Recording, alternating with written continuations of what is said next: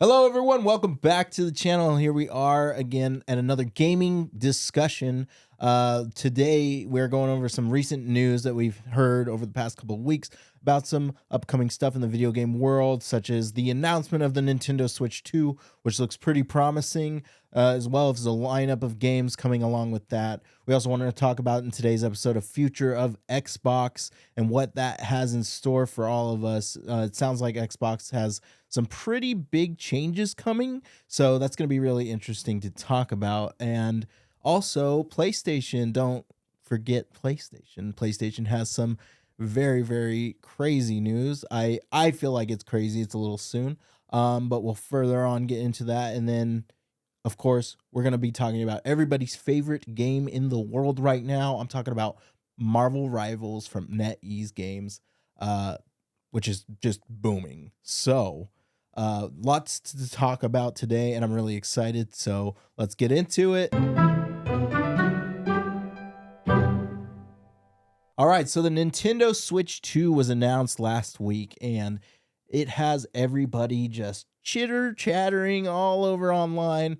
Lot of really, really interesting things about this console coming in, and I think that it looks really clean and really, really pretty.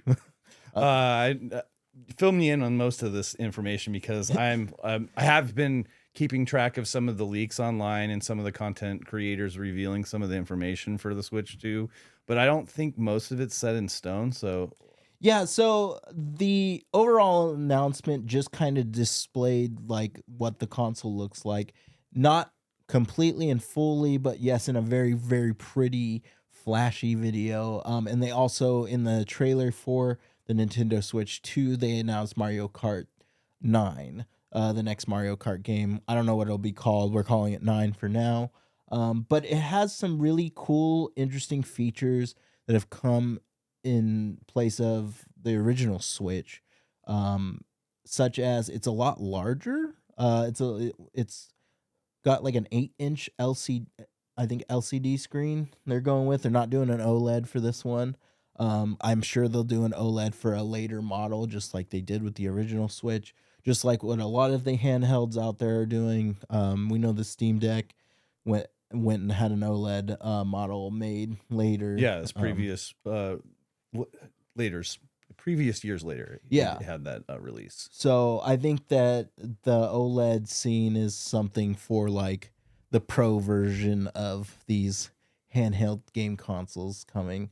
But overall, it looks good. It looks a lot sleeker than the original Switch. The colors look very, like, just a tad bit different. So like a lighter blue, lighter red, which looks more of like an orangey pink, which is interesting. But a lot of people really noticed the size difference of the Joy-Cons, and as well as from the announcement trailer that we saw, they're magnetic. So that's a big change. And we know that Nintendo had patented some new magnets for their hardware recently. So this is probably that patent, that display of their new development. And it looks good, but that does also concern me as a gamer. I know that magnets don't do well with certain things. So I'm like, how easy are these things gonna like click on to the screen? Are they gonna fall off easy? Like, Are they hefty, or are they going to fall off? Those are all the questions that I thought about, because that was the only thing I really knew about this console was, okay, the Joy-Cons just click on and they're magnetic. They don't just slide on like before. Yeah. So I don't know if that'll be like how easy they'll be able to detach or reattach, which is a concerning feature. I think it's cool, but it does concern me because I just know that kind of thing can be finicky, especially for the initial launch of the console. Like, that could be weird. But also another thing to go with the Joy-Cons that's new that people were analyzing was there is a tiny little clear box on the Joy-Cons underneath, where there's a point in the trailer where these Joy-Cons are flipped on their sides and they are moving around like a mouse, like a computer mouse. So, okay. So that is the rumored mouse thing that everybody who loves Nintendo stuff has heard. I think the Joy-Cons are confirmed basically to be usable as like computer mice, which that's very unique. It's very different. It goes with the kind of gimmicky thing that Nintendo does seem to do with their new generations of consoles as they've gone on. I mean, every console has its own like gimmick. So Yeah, I mean, back in the day, ever since the NES, Nintendo was always known for innovation. yeah, We had Rob, we had the Power Glove, we had all those things back in the day, and it's just really cool to see that they keep doing this with reiterations of the console, come yeah. out with some sort of new innovation for it. There's always something. I mean, like we went from those consoles to like the N64, which has one of the most unique controllers, honestly, because it's like the three handled controller, which is weird. And then later on, we even got the Wii, which is completely remote Yeah, swinging and all that stuff. So Nintendo is not one for new innovation. Um, or not a new to new innovation, but I think that that could be a really interesting feature depending on what you can do, and that kind of makes me wonder, would a keyboard be able to plug into this device, or how is it, you know, how are the intricacies of this gonna work? I'm sure it's Nintendo. There'll probably be several accessories and aftermarket people making controllers for this, obviously, like 8-Bit Dough and all those other companies. Or what I really like to see is like, I don't know, for nostalgic purposes, maybe they'll make like a NES Advantage like type of controller, which would be really, really cool. Yeah, like there's so many possibilities that Nintendo could go on and release, and yeah, they release so much stuff to go along with their consoles. So um yeah, the and let's see, the specs for this console are pretty high up there from what I have seen online. It is about as powerful as a PS4 Pro, or around the same powering processing as a Xbox Series S. I'm just gonna go over the CPU and the GPU real quick. So, um, looks like we will be an 8-core ARM Cortex A78C. Um, they also suggested that the GPU will be an NVIDIA T239 Ampere. So that's to go along with the rumors. The RAM will be 12 gigabytes of DDR5 RAM, and 256 gigabytes of onboard storage. So the battery life will be a bigger battery and last longer. 8 to 12 watt draw was the original Switch, so this will be a 5-watt draw. That's what they're saying, and it's obviously supporting the USB-C ports on the bottom, the 3.5 millimeter jack on the top.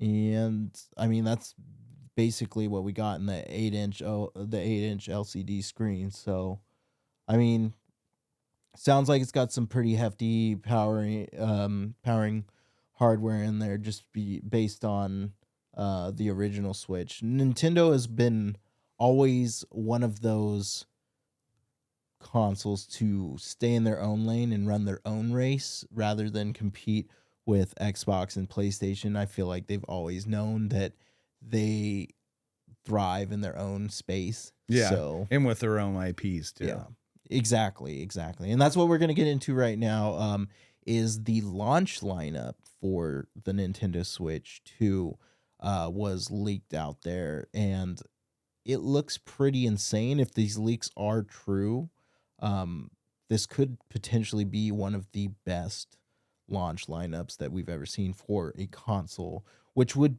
be a really good move, honestly, on Nintendo's part to keep up with the other platforms. So, rumored, obviously, from the Switch 2 trailer, Mario Kart 9, we got that pretty much confirmed. Um, there, the launch lineup rumor leak is a new 3D Mario game, a Zelda game remake, which everyone's crossing their fingers, really hoping it's Wind Waker. Um, I know I am because that's just one of my favorite games ever. And Metroid Prime 4.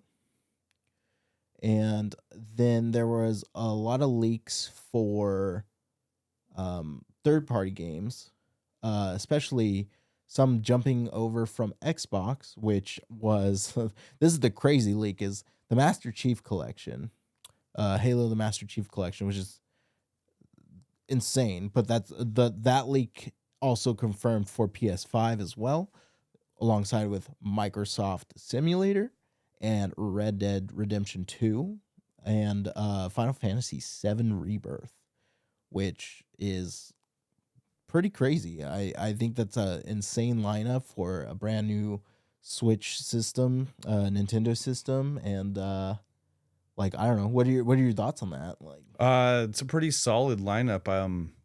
I can't wait to see what Zelda game they actually.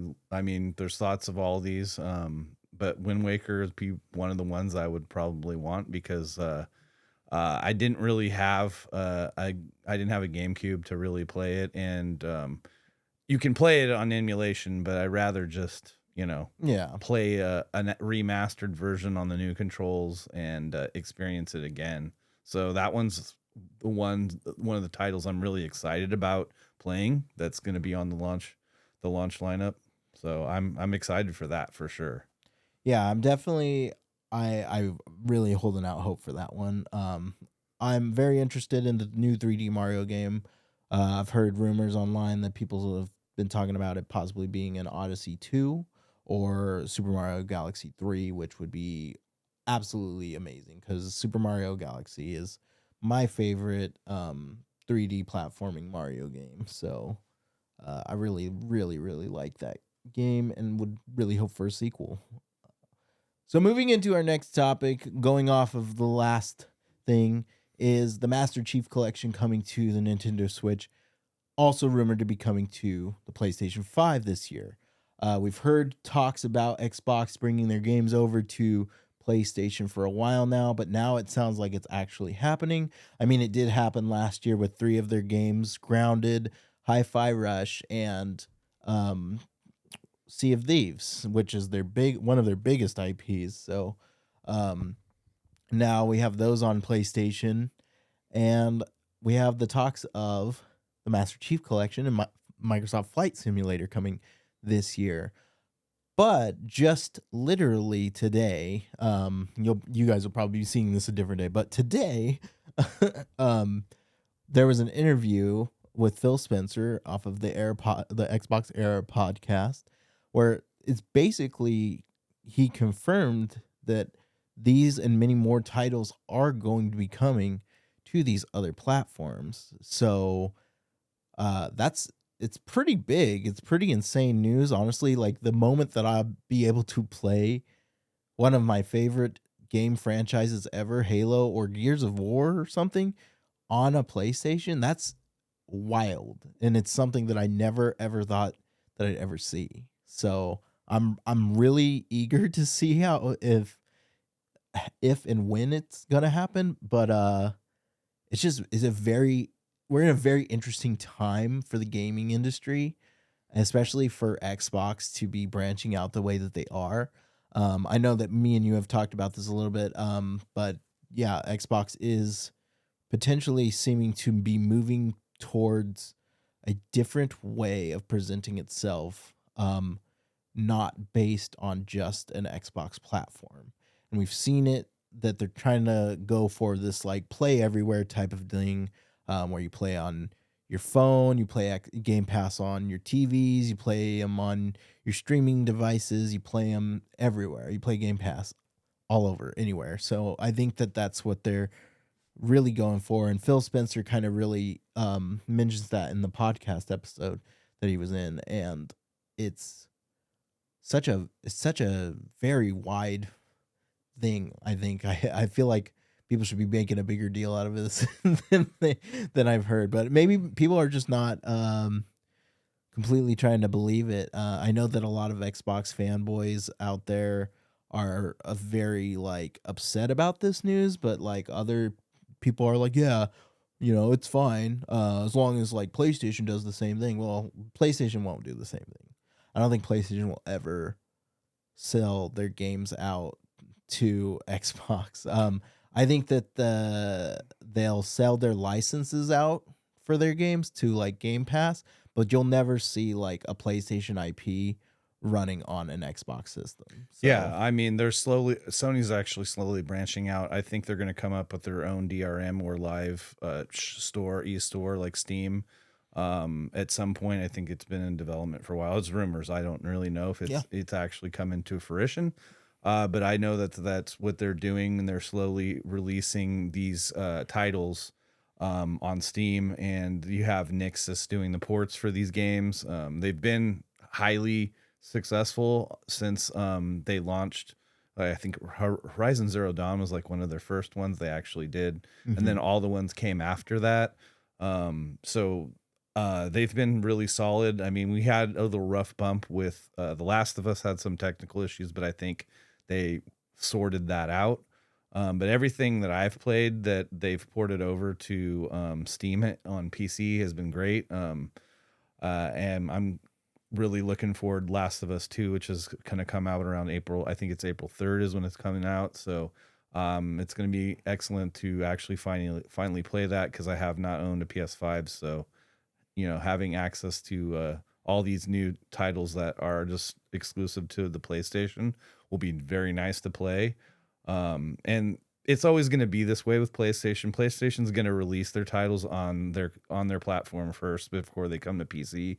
I get it, but it's just nice to see that they're actually moving towards having it being played on different platforms in a way that way. yeah, and I think that's as far as they'll go. Is like the PC seems to be the middle ground for consoles, except for Nintendo. God forbid Nintendo put their games on PC.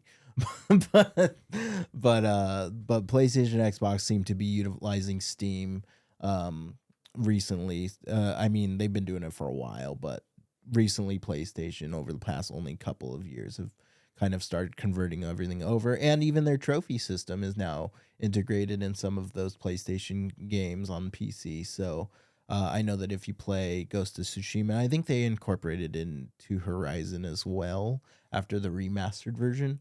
But you can utilize the PlayStation trophy system through your PlayStation account.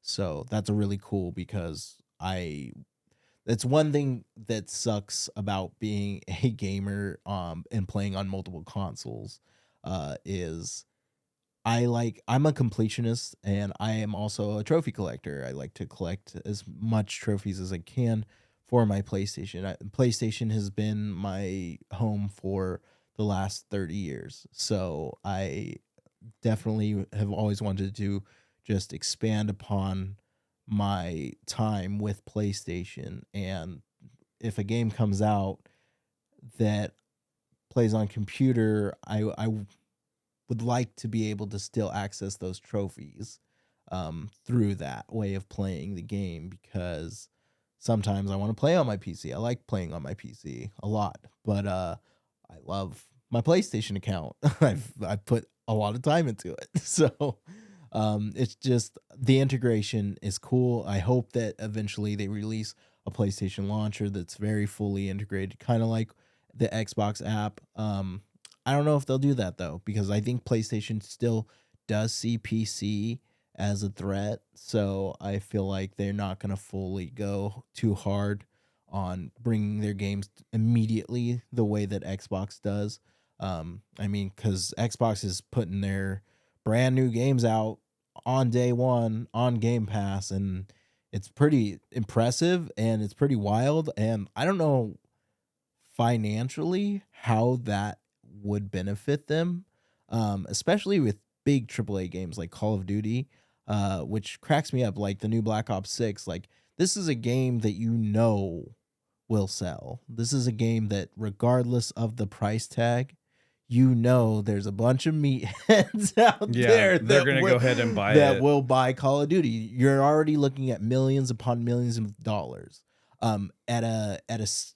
What what are we at, like 69.99 now, or even more, like what, 89.99 for Call of For Duty?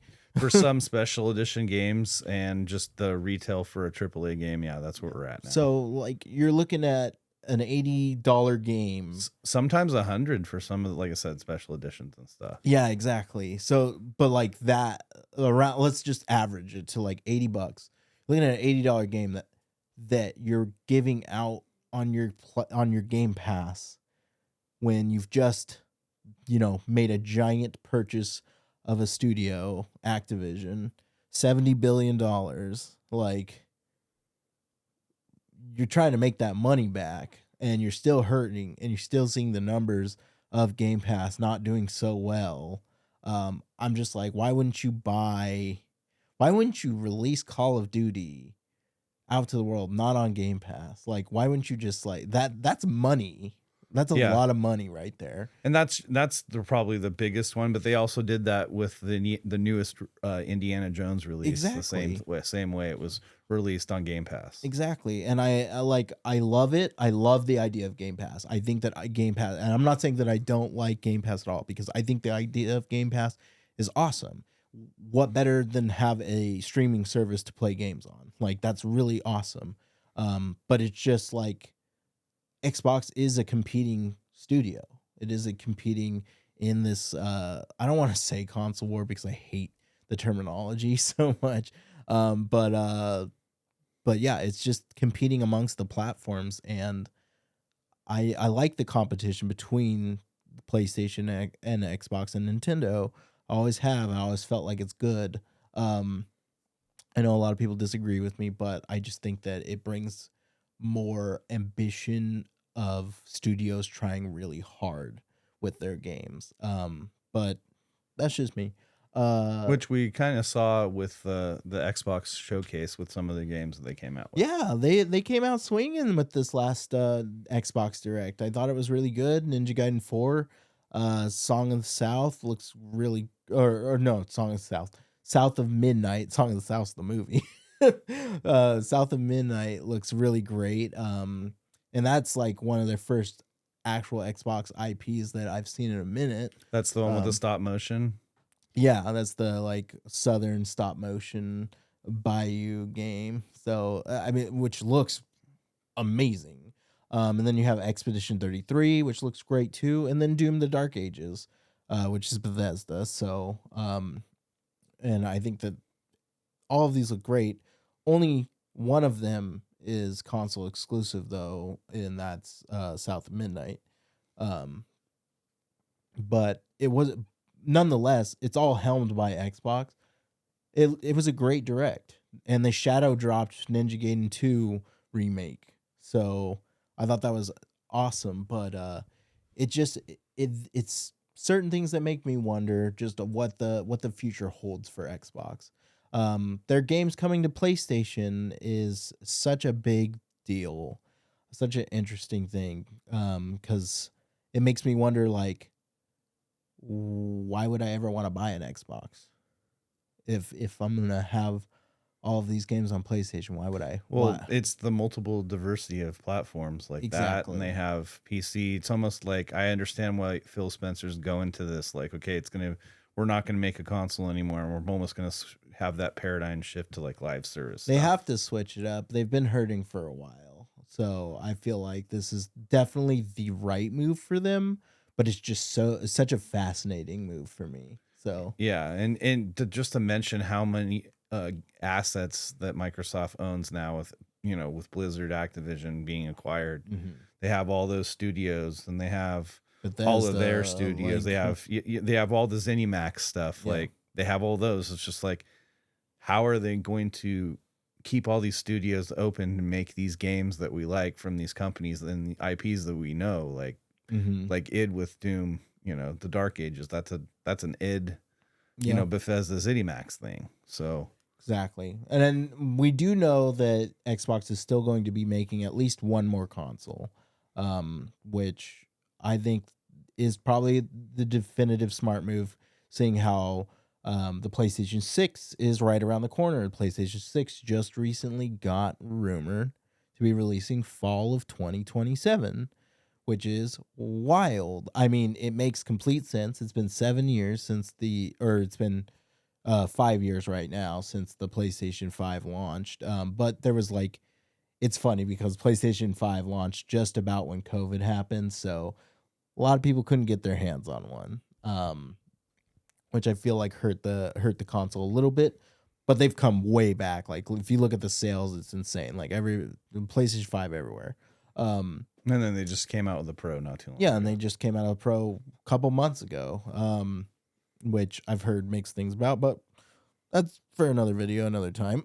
um, but PlayStation 6, 2027. A lot of people are like, that's too soon, and I'm like, no, like it's not necessarily too soon. Like the average lifespan of a console is around 7-8 years. Like between that and maybe 10 years, I don't think any console is 10 years in between each other. I mean, the only So- one in probably history, I mean, not that I'm doing statistical data, is the Atari 2600 went for Well- like a decade, I believe, before Yeah. But if you look at like Nintendo would launch a console every 5 years. Like they went quick. Between like the NES was long. I'm curious. I don't know I don't the rem- actual lifespan of the NES before the Super NES, but I know it's pretty long. I mean, like I'm curious. It was let's see. Let me just look it up real quick. Nintendo NES release. It was 1985 in the United States. So the SNES came out in 91. So 6 years. Yeah. 6 That years. makes sense. So every Nintendo was known for that for the longest time, all the way up into I think between the Wii U and the Switch was their longest one. But I don't know. I never had a Wii U, just because I didn't see a point in it when it was pretty much like just play the Wii. But that's it's interesting. It's interesting. I think the PlayStation 6 is an inevitable move. So it only makes sense that Xbox do release one more console before they go full on Netflix mode with their games. So it's good stuff. It's all really interesting, fascinating. I love seeing how the industry is changing. I know that the gaming industry as a whole has been hurting really bad for a good minute now, with a lot of layoffs and a lot within these acquisitions of companies, and it's just there's a lot. But I feel like I'm hopeful for the future being brighter for games. This is we love video games, and we only want them to do better and be better. And we also want our developers to be taken care of as well, because these are the people that make these games that we play. I mean, without these people, there's none of these games exist without the creators that make these games, down to the artists, the coders, the marketing, just all the people that go into making all these games for us to play. Without these creative, talented people, we have no games to play. Yeah. Which brings us into another topic for today's episode. We're going to be talking about Marvel Rivals. Now, we've been playing Marvel Rivals for a good minute now. It came out December 6th this year. It's kind of just taken over the gaming world for everyone. It seems like it's definitely what people were saying. It is the Overwatch killer. This is definitely making Blizzard look really bad.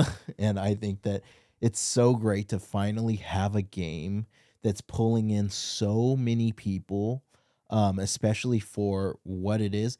This is a free live service game. This is completely free. You do not have to spend money on it if you do not wish to.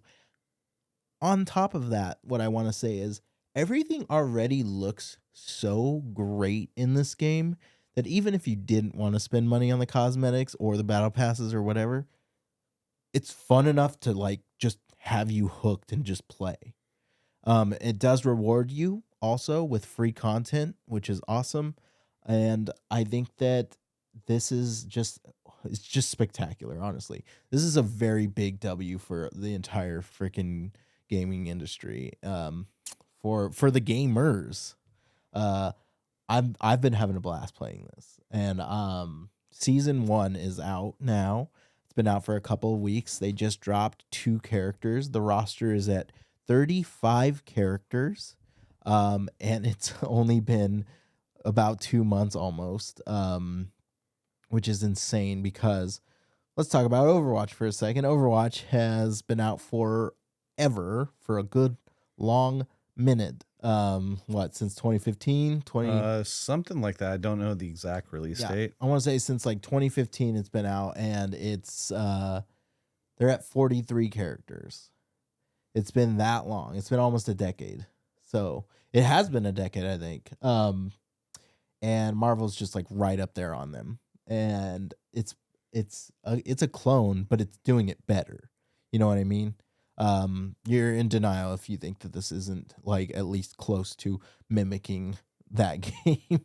It's ideally the same in terms of game modes and how they have this. It's set up with arcade mode and the little seasonal events that they have with their different game modes. With right now, there's a Lunar Festival game. I think it is a Lunar Festival. It is for the Chinese New Year. Okay, so they have like a Lucio Ball clone, Yeah. with soccer, and they have that going on right now. So yeah, I mean this game basically mimics Overwatch in so many ways. I mean, but it does it better, like you said. The best thing that most industry people that are going to do season passes is the season passes don't expire for the content that's there. So if you bought the season pass, you can still acquire those items. It's not going to end. You have it forever. You have it forever. Although I don't know about this, I noticed when I was playing and I was grinding credits, your credits do expire at the end of the month, so you cannot bank them. Is what I saw. Yeah, I saw that as well. And honestly, like that totally completely makes sense. It makes 100% sense because it's like you want people to continue to play the game. You don't want people to just bank all of their credits and just like have enough to like just buy everything as the new battle passes come out. It makes sense that they want people to come back and play their game. So that completely makes sense to me. But it coexists with the fact that the battle pass will never expire. Yeah. So like, there's no reason to fret. There's no reason to worry about doing your dailies too much. I've taken a vacation in between playing this game, which is funny because I even brought my PlayStation on my trip to play this game at night, which is funny. But I'm in love with this game. And another thing, it's Marvel. Like, Marvel is one of my favorite personal things ever. I absolutely, Spider-Man's my boy. He's my boy. So the fact that we have a game with that IP is so incredible to me. Especially with the success of this. Like, this game, I don't know if you've like seen how big this is online, but like this game is huge. This game has pulled some of the top dog streamers over to playing this game from games like Call of Duty. Like, I don't know, I know a bunch of, I can name a couple. One that comes to mind is Tim the Tatman. I don't know if you've seen Tim the Tatman before, but he is completely ditched Call of Duty and is full board this game. He loves this game, and it's so insanely cool to see how much Tim the Tatman loves this game. Because I'm just like, thank you, like, for seeing that this is such a great game and for finally like getting that perspective on like what Call of Duty is. And I know that he like he's a Call of Duty player, so he knows like what's ass and what's not. But it's just cool for him to see like that this is like peak gaming right here. This is so fun. This has people like Ninja, Courage, etc. Like, just so many people are playing this game, and it's so great to see that everybody is loving one of the most growing up, one of the most nerdiest things ever be so successful. And I absolutely love it. This game just goes so hard with lore, with detail. Season 1 its overarching story about Dracula. I know that a lot of people don't read the character files, but if you go into the characters and you read the character stories in there, there's essays upon essays of like lore that's stacked in there with things about all of what's going down. There's also a comic line running alongside of the game, which is really cool. You can read it on the Marvel Unlimited app if you want to read comics. And it's just really cool. Like I'm very, very, very happy with this game. And so far my thoughts for season one are this game is sitting pretty high up there for me. I feel like this is like not I'm not gonna review this game, I'm not gonna rate this game. But it's up there, man. This is like fine dining for sure. 10 out of 10 stuff on the way. As long as they keep the momentum that they're keeping, there's been character leaks. We're getting two more characters in about 2 weeks, which is awesome.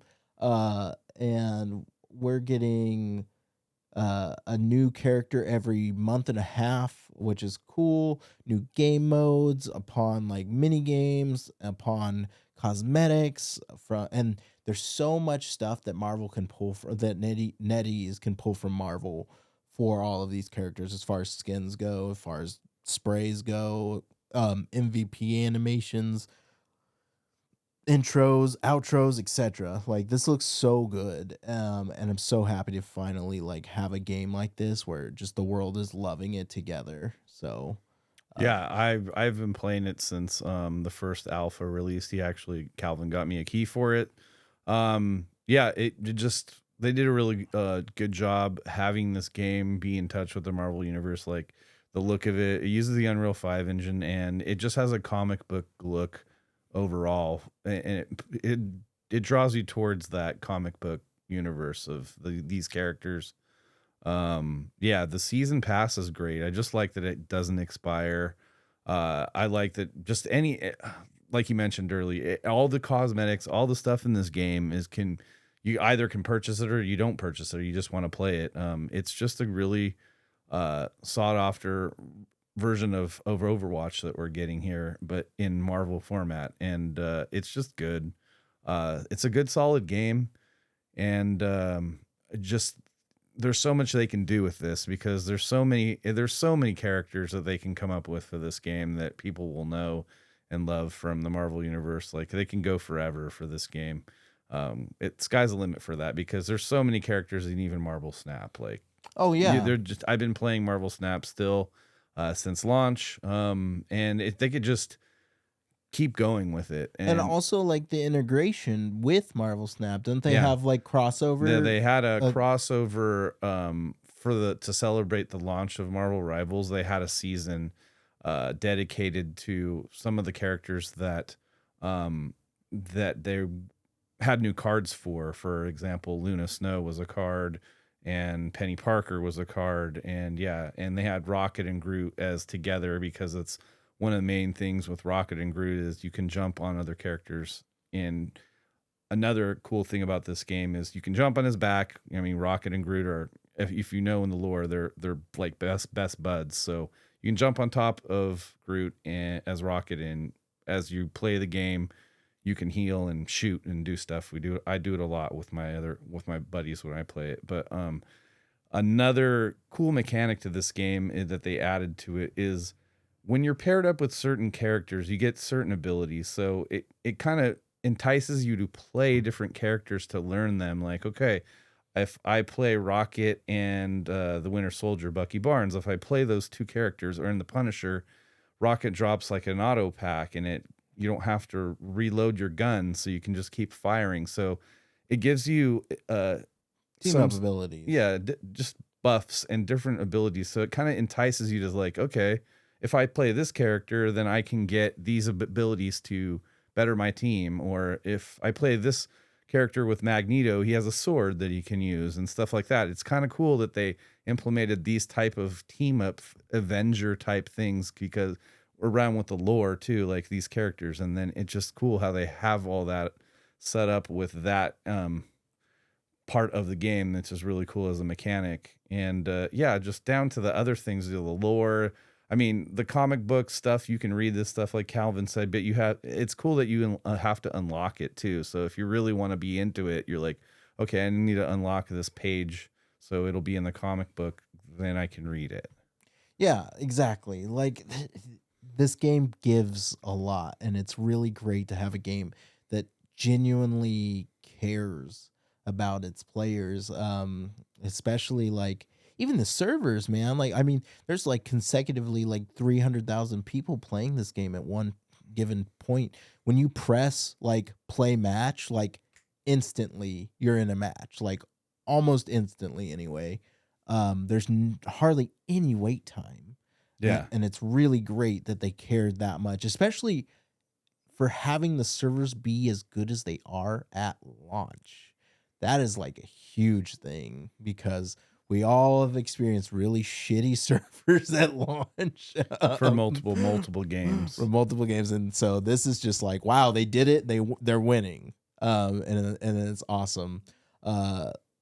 Yeah, I love Marvel Rivals. I can't wait to continue to play it and see what this game is bringing to us this year. But we're nearing the end of our episode, and I wanted to do something really special because we're going to start doing some more fun segments. I have a really fun segment right now that is for Anthony, and it is see if you can guess these poorly described game plots. Oh God, here we go. So it's just curious. You're gonna have to really think. And don't worry, I'll pick ones. I'll pick ones that I think that you might like games that you'll have played at least. You know what I mean? So, okay, we'll see how we go with this one. But let's just see if you can. I've failed on movie trivia in the past. I've also failed on some Marvel Movie Mondays trivia that we did, and I did poorly on that as well. So we'll see how it goes. All right. It's funny, but okay, ready? So yeah, I'm gonna give you 5 of these. All right. Okay. Number 1. Gymnastic 50-something dons black spandex outfit chokes men. I'm gonna say Blood Rain. No, that's there's Nazis in that one. No. Gymnastic 50-something dons black spandex outfit and chokes men. I don't know, man. I really don't know. It's Splinter Cell. Oh my God. I was way off. Oh my God. What did I say Blood Rain for? That's it. Spandex and black suits probably in my head. All right. Let's see if you get this one. Grizzled killer escorts vulnerable girl through disorderly garden centre.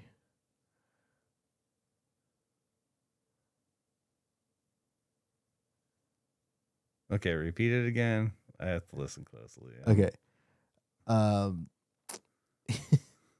Grizzled killer escorts vulnerable girl through disorderly garden centre.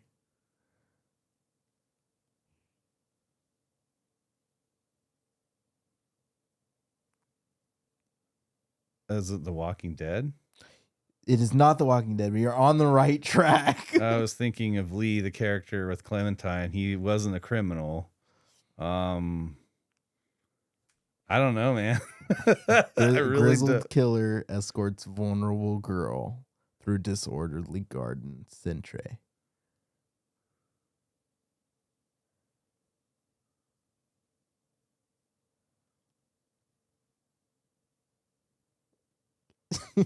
I don't know. The Last of Us. Is Joel considered a serial killer? He's not a serial killer, but I was thinking Joel does a lot of bad things. I was thinking Last of Us, but I didn't think he was quoted unquote a killer, like a killer, bad guy like that. That's what kind of threw me off. Very dark past. So. I know that, but I didn't think it was considered that. Okay. That kind of threw me off. I was gonna guess that, but that kind of thrown me off. Let's see. Horror writer scares himself half to death, starts shooting at anything that moves.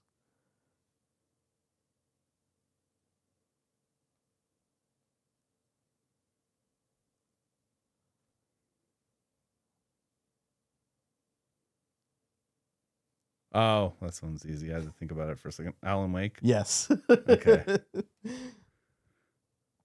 Yes. All right, so that's three. Yes, I have played and beat it. So yeah, there you go. Good. All right, let's see. Let's see if you'll get this one. This one might be okay. I took a screenshot of it. A group of god awful actors vie for the worst performance award while staying at a local mansion.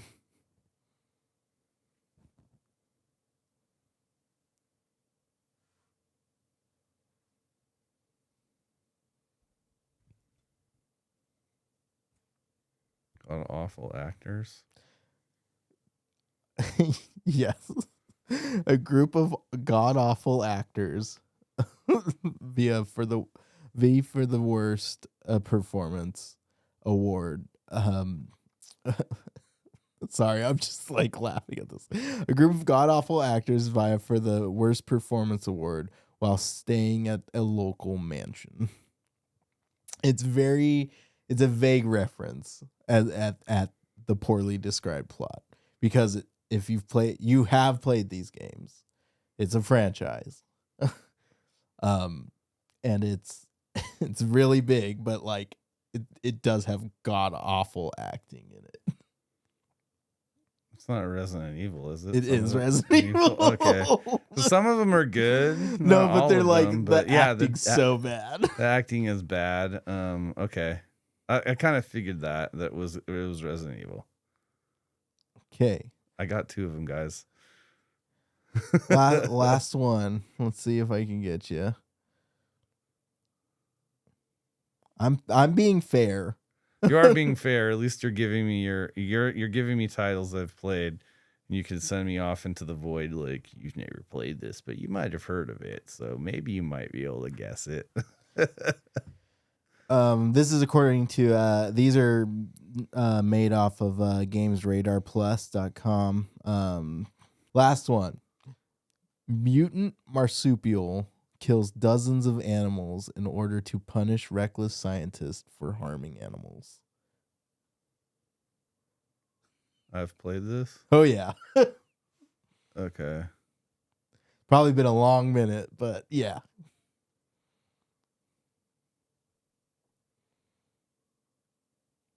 Mutant marsupial kills dozens of animals in order to punish reckless scientists for harming animals. For harming animals.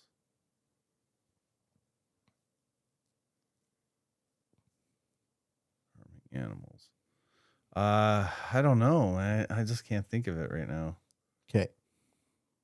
Give up? At the moment, yeah, I can't just not come and Mutant marsupial kills dozens of animals in order to punish reckless scientists for harming animals.